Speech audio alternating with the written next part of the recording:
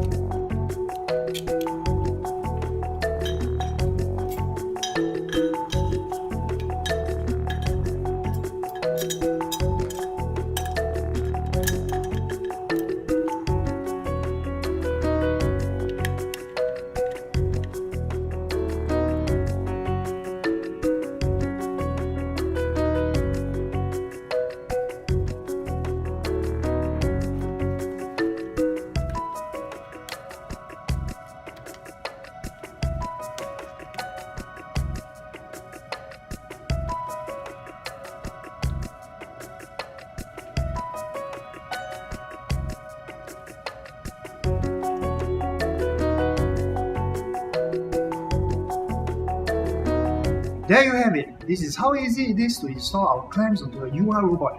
So if you have any more enquiries, please come directly to us.